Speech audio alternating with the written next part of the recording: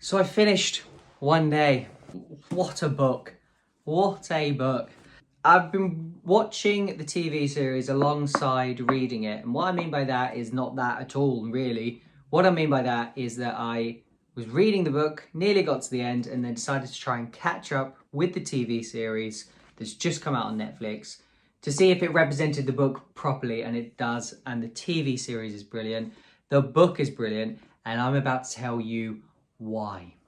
So if you don't know anything about One Day, it's about Emma and it's about Dexter, starting in 1988 when they both meet at graduation, their kind of graduation day. They've apparently heard of each other at university before, but bump into each other at a party, at the kind of after party, the last moment. They end up spending the night together, and then they end up doing a little bit on the day after. And then essentially they go their separate ways for what I believe to be like a year or so. And essentially what then ensues is they continue to be friends throughout the rest of their lives. And there is this on-off story, this one of them single, the other is in a relationship, the one's in a relationship, the other one's single. All of this keeps going on. It ends up being one of those love stories that you really cannot help but absolutely adore. The two characters themselves are perfect.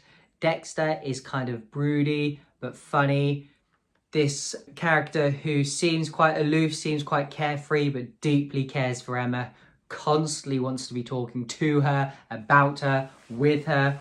And Emma is fantastic. She's funny. She's northern, which Dexter finds funny. He's very posh. She's not. She's from a very much a working class family. His family are rich. They come from a posh background. A lot of his friends talk about going to the south of France and going to India for a holiday. And she talks about going camping and things like this. Not that there's either wrong with either, but you can kind of see the class difference and just the income that they both experience, which creates pressure for Emma to make herself feel like she's never good enough. Then there are possibly moments where you think no, or you think she realizes she is good enough for Dexter. Dexter at no point ever thinks he's too good for Emma. There are inclinations, there are moments in the book where you are led to believe that he's possibly thinking this, that he's acting like he does. And at times you don't like Dexter. At times you don't like the way he's acting, you think he's arrogant, you think he's a bit of an ass, and that's absolutely fine because you're supposed to. And Emma does. Emma is us as the reader. She often thinks of him as somebody that could be better, should be better, and just isn't being better. He is a difficult character at times to enjoy. He is also a difficult character at times to think anything bad of. He's very innocent. This constant affection for Emma that he has is brilliant. And as I said, Emma, she is fun. She's bubbly. She is self-deprecating. She sees Dexter for far more than I think anybody else sees him for. She kind of gets past this filter that I think a lot of people have with him, where they see good looking, they see rich, they see successful parents, they see popular, and they're intimidated. But she's not intimidated. She doesn't have that kind of wall that a lot of people apparently probably put up around Dexter. She's not there to impress. She's not there to fulfill his every need. She's there as her. And I think that's what blows Dexter away. He's used to women falling over for him, saying yes to everything he wants. And she doesn't do that. Emma doesn't do that. And that's why Dexter sees something much more in her than he's ever seen in anyone else before. The story itself is, as I said, it's split out over years. Now I'm trying desperately not to kind of spoil anything for you here. There are some hints as to where things go, but I definitely don't want to be spoiling the plot for you. But it covers 20 years of their life. That's on the front cover, so that's not a spoiler. From when they're young, so as I said, just as they graduate, to when they hit their late 30s / nearly 40s. What happens is you see them progress through life in different ways. You see Dexter take one route and then amend his route. You see Emma take a completely different route. You see them grow up. You see them change their ideals, who they are as people, who they are with each other, who they are when they're not with each other. Really, really well done. And there's some quotes in here that David Nichols writes that I think you could pull out from life. I can't think of any off the top of my head because I've had to take a few days to kind of digest this to be able to then get a video up that I'm comfortable expresses my genuine opinion on this. But it's a book that I think anybody who believes in romance, who believes in true love, should be reading.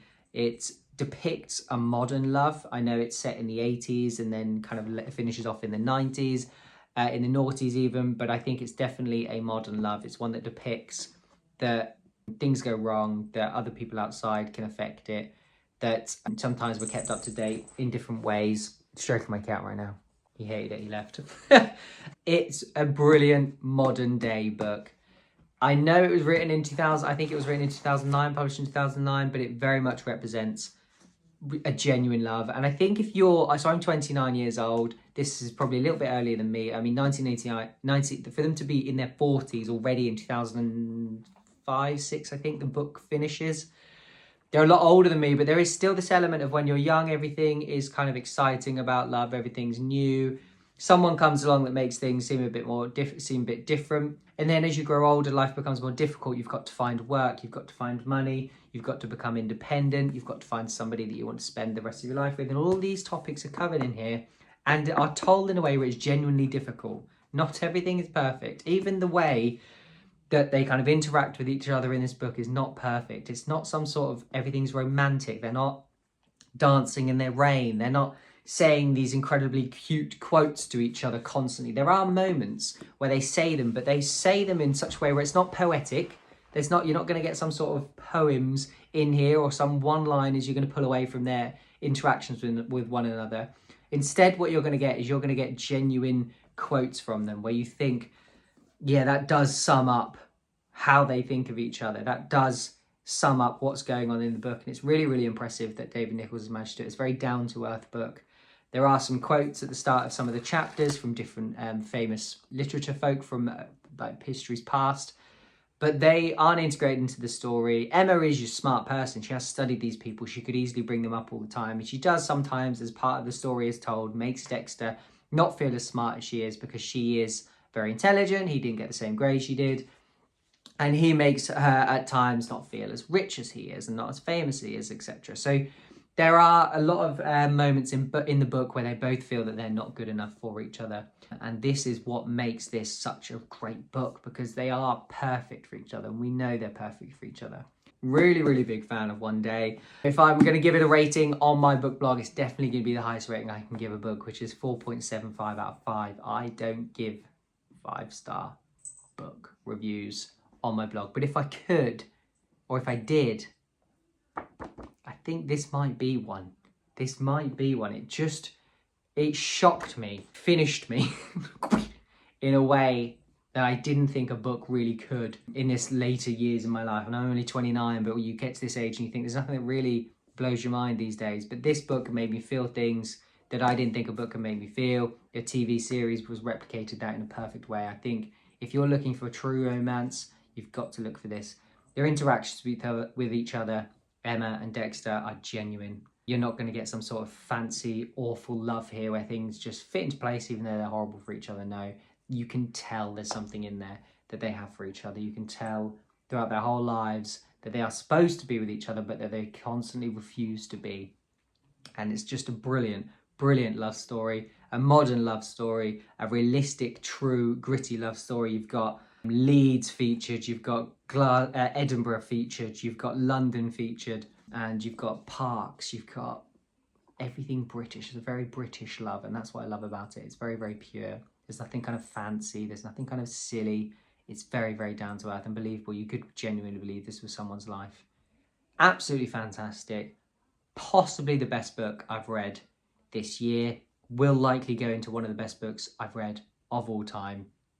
I'm going to now have to go because my cat's down there looking at me. He wants something to eat. Hopefully it's not me. If you enjoyed this video, please give it a like. Please subscribe. I've recently got a few more subscribers, so thank you to all of you for coming along. If you've read One Day or watched the TV series, do comment below and let me know what you thought as well. I thought it was utterly fantastic. Do let me know your opinion.